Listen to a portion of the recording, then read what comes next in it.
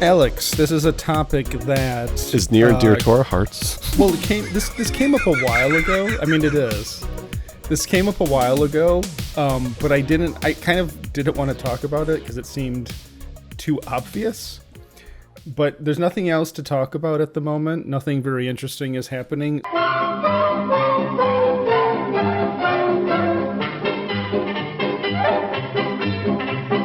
But it's kind of an interesting development in the world of entertainment, and that is why Gen Z's turned off by sex scenes in movies and television. Why would they choose sex in a tent? Oh, because there's bears outside. No, I mean for the cover image of this is the woman who chose the man in the woods other than the bear.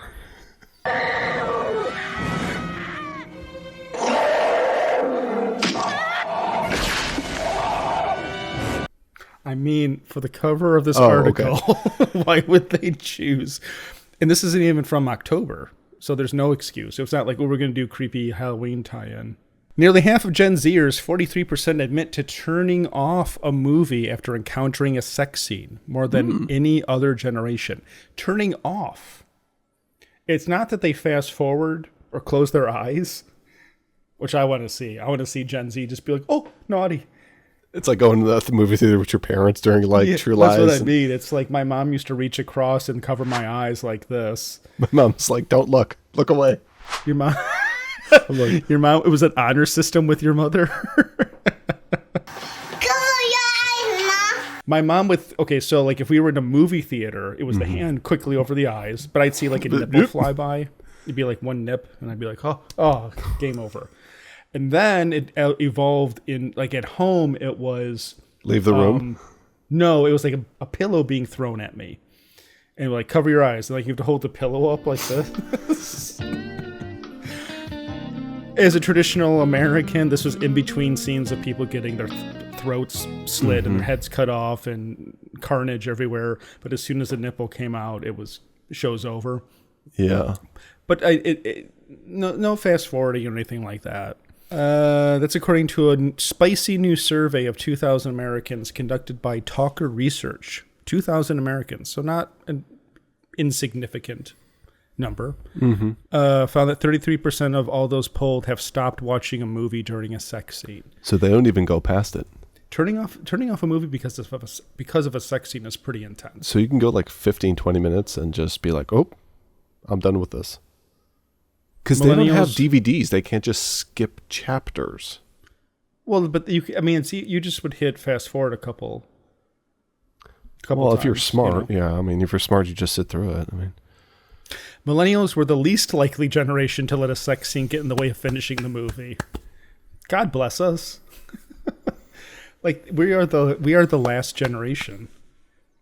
The last generation of Americans. Yes. And Gen X can blow it out their ass. We've been replaced with like CCP plants. It is. It's like TikTok brained,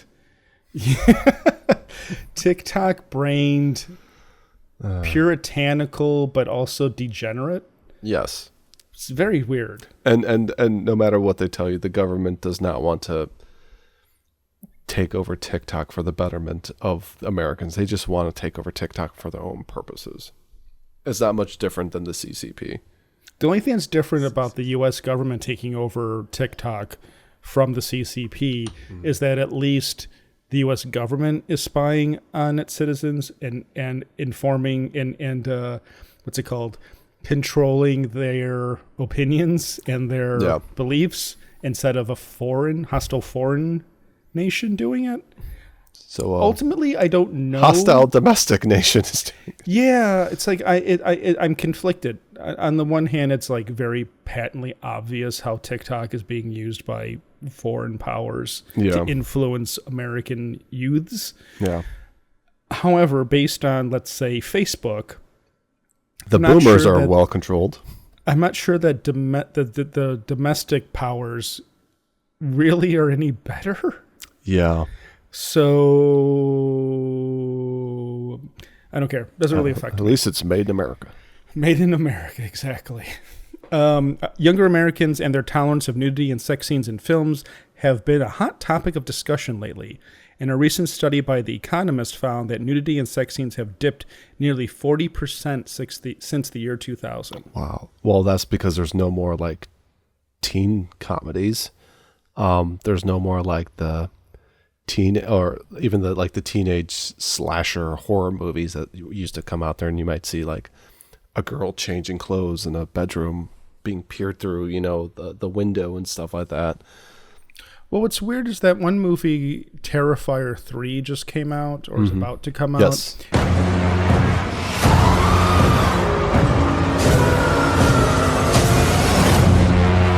And that's like a traditional gore, shock, Gore for the exploitation sake film. of gore. Yeah. Yep. And it's so over the top that it does kind of become ridiculous. Mm-hmm.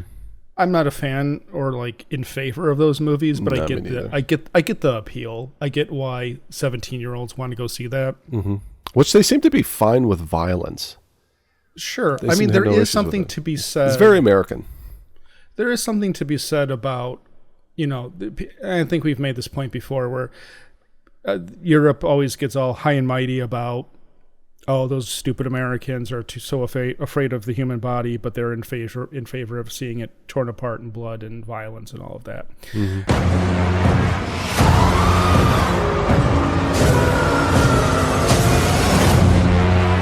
And I think what it comes down to in the U.S. is there is a much more fantastical element to violence in this country, whether it's movies or video games or literature or comic books or anything like that. Violence has always been kind of treated as fictional and fantastical. Mm-hmm. Sex is different. Sex is, even when it's simulated, it's still real. It's still real people doing real things. Mm-hmm. And so I can understand in a certain context why a parent would be okay with their kids playing Grand Theft Auto, but not watching sexual activity at like 12 years old. You know what I mean? Mm-hmm. Like there is a different, and the other thing is that most 12-year-olds know I'm not going to physically hurt people around me. But you put a few 12-year-olds who've watched enough R-rated movies together, things start to get curious. Yeah. And we don't want that happening. I Yeah. think that's the other part of it. Yeah. Like my kids recently have started getting really big into like Tom and Jerry. And a lot of the slapstick stuff. It's like, well, if I hit this person with the frying pan, their whole face is going to just become flat, and they can just go like this a couple times and your faces are back to normal. Or if like you get, if somebody drops a piano on you, your teeth come out and it's all the piano keys, just. Wait, your kids think that?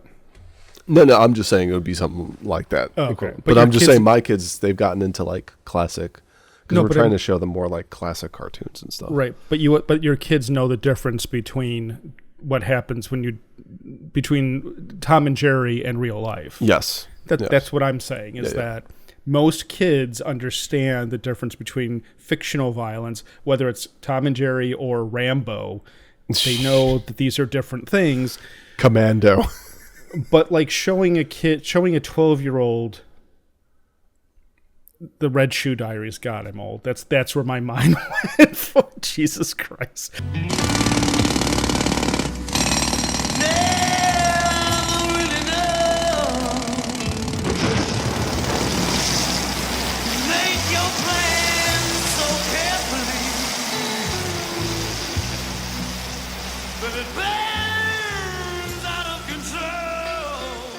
Perfect teeth, perfect skin, perfect chest, perfect hair.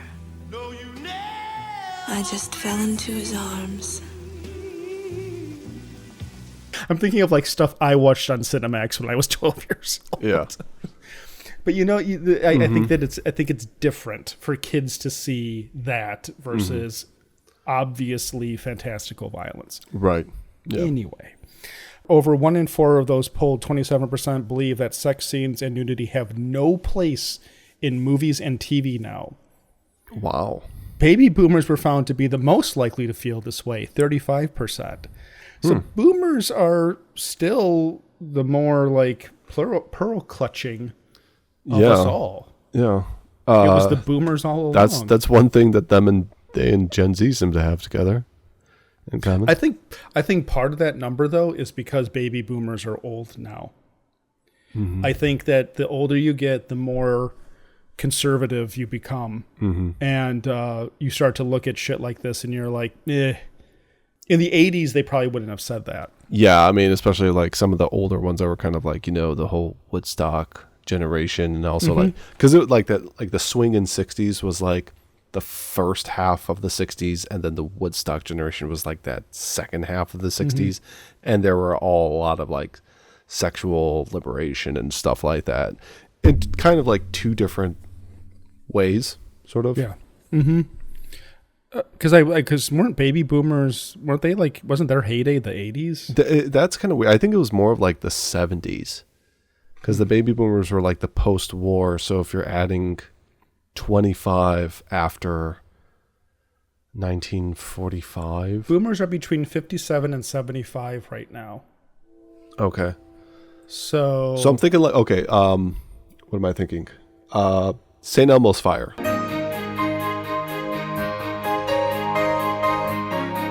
Those people, they would be in like in their mid 20s, right? In like 1985 or whatever it was, 86, whenever that film came out. So they must have been born like in the early 60s. right. So yeah, at the earliest, But they wouldn't be considered Gen X, because Gen X would have been like, I don't know, like early teens at that point, I guess, maybe. yeah, no, I think 70s, 80s are the heyday of the boomer. My point being, this is the heyday of sex and drugs and rock and roll. Like AIDS was the tail end of the 80s. Oh, yeah. No, you know what I mean though? Yeah, Where it was yeah. like that was when 88, like, 89, yeah. people were doing whatever they want. Yeah. You had Quaaludes, you had like the pill and sponges. Bunches, yeah. So all this to say is that I think that boomers are now acting holier than thou because they did all the depraved shit Yeah. before it was fashionable. Yeah. Although I know in like the last decade or so, they've been saying that the biggest age group that have had noticeable increases in sexually transmitted diseases are the boomers, especially those in like retirement homes and communities, because I think it was a result of EDS pills and subscriptions, like what is that, like the blue pill, what's that called, Viagra and stuff like that. So it's like they're like, oh yeah, this is kind of weird that people this age bracket are getting like STDs and are becoming like super, like not every single one of them, but like there's been a general like noticeable tick, because usually at that point you're just like it's not like that anymore, but because of a lot of these, you know, medications, they've been able to kind of get back to swinging 60s again in their post 60s. Realistically, the eventuality of it, Yeah. what is that going to be like? Well, people also used to have separate beds according to films and TV shows, and But that was just for TV. That wasn't real life. you're all wrinkly and I want to stretch out and get some sleep. I'm trying to take this seriously. So Yeah. you're that is your serious answer. Your serious answer is that when the kids are out of college, you're buying two beds. I'm going to be like Ricky and Lucy. You have two separate beds. I mean, okay, honestly, then like speaking the of, reality of that would be like going to Lemon Party. Super conservative. Lemon Party? Where the fuck did Lemon Party come from? Well, a bunch of old guys. Why is there an old guy? You have a wife. I know, but I'm just saying like the equivalent, like old people.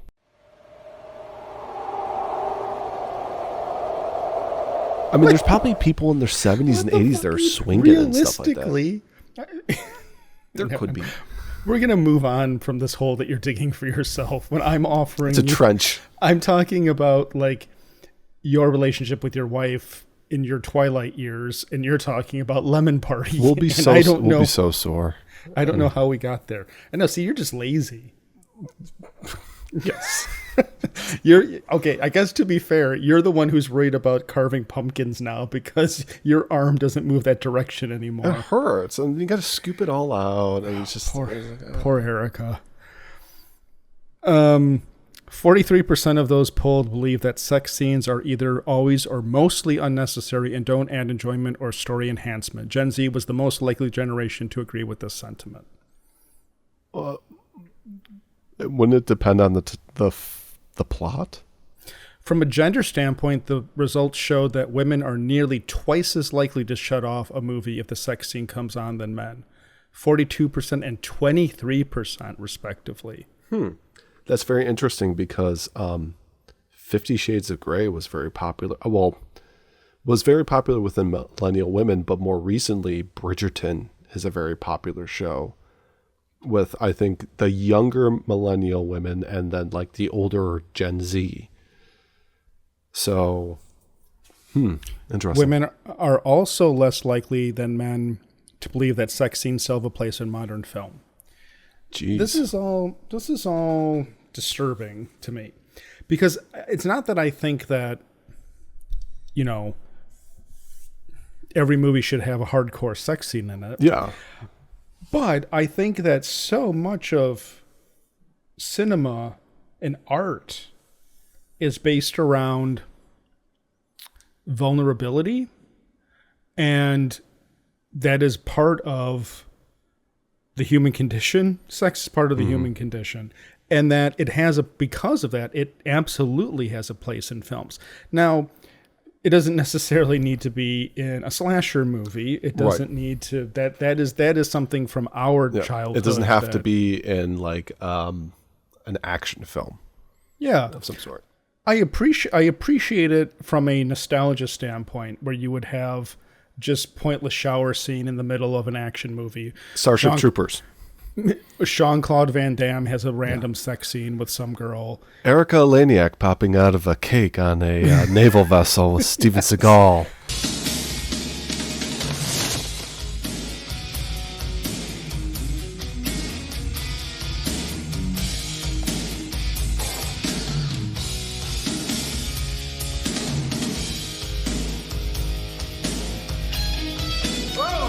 Shut the music off. There's that part of it that I can't really defend. However, there's a lot of other stuff in film that I can defend. Like let's say Crash. Yeah, the whole movie revolves the Cronenberg around one, guys. The Cronenberg one. The good one. Thank you. The good one. Like that whole movie revolves around sex. Yes. And it's a movie for adults. It's not an adult film. It's a movie for adults. And that film does not work properly if you crop out all of the sex and crop out all of the nudity. The nudity in particular. Because if it neuters the edge to do that. It dulls the edge. It makes the film metaphors. It dulls the edge of the film. God knows what that film would be like without any of that stuff. There's there's lots of movies where I'm trying to think of what are like the big classic erotic films, like 9.5 Weeks or something. Emmanuel. Well, Emmanuel is like a softcore porno. Okay. I would say I kind of alluded to it earlier. Irreversible. That's not an erotic. Okay, we're not talking about it. If we're talking about films where sex matters to the story, then yes, Irreversible. Irreversible is not an erotic film. Tu Mama Tambien? I guess you could call that an erotic film. Blue is the warmest color? Is that what it, kind of the name of that? That is kind of the name of that. Okay. Boku no Pico. What are we talking? Alex, what are we talking about? Are we talking? There's two topics basically happening right now. like One if you a lot of films where there's a lot of sexual tension or scenes that kind of help that partake in it as a factor in character building, character study type of films. Okay. If you remove a lot of that, we're talking about sex as being relevant to the movie. Okay. Not as no.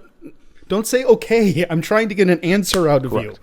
What are you talking about? Are you talking about sex as a relevant plot element, or are you talking about sexy movies? These are two different things. As a plot element.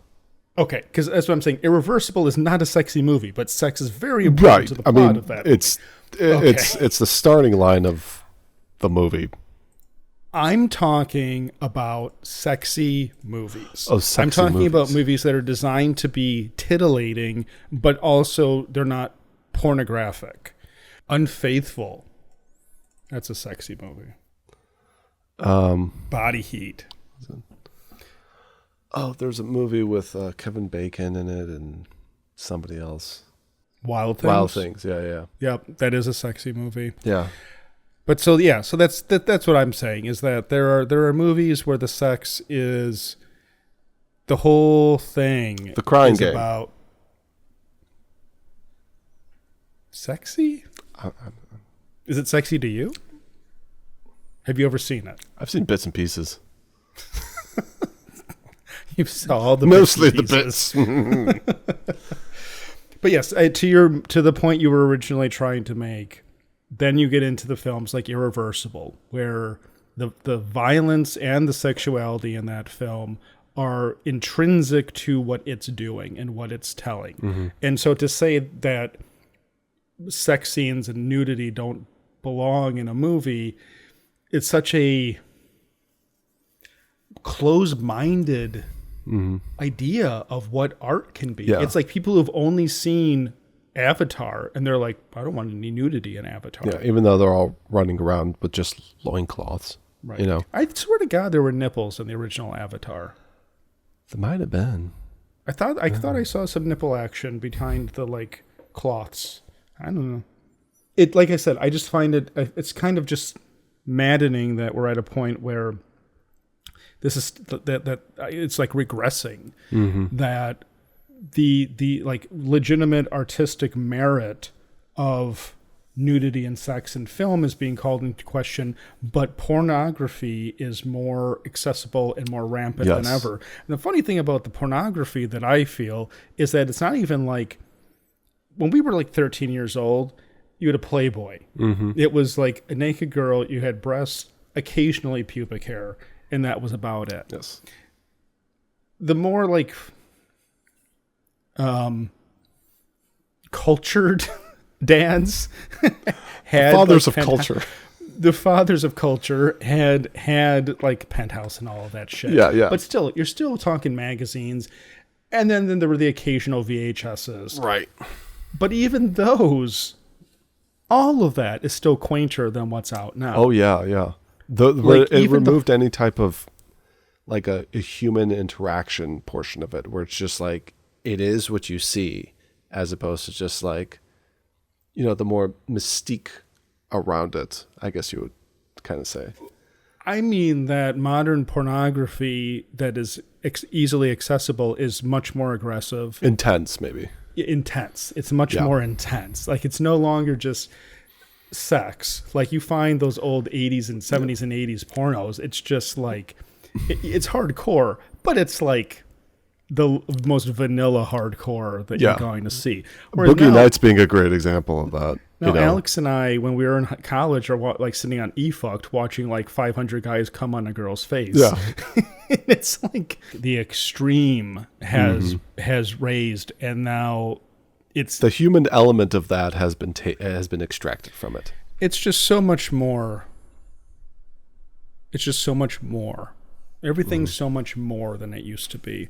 It's like nudity in cinema is a whole different beast, and I think that clutching your pearls over that is not where the pearls should be clutched.